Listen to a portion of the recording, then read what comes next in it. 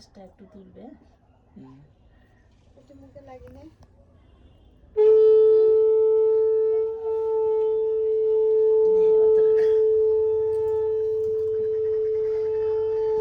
দিয়ে দাও। একটু ভিডিও কর না। ওই জন্যই প্রদীপটা একটু এদিকে রাখ। ঠিক আছে, ওখানে থাক না। গামছাটা মাঝখানে নিয়ে রেখে দিবি। তোর ভুঁড়িটা লাবা। গামছাটা মাঝখানে নিয়ে রেখে দিলি কেন ওইখানটায়? গামছাটা দেখা যাচ্ছে।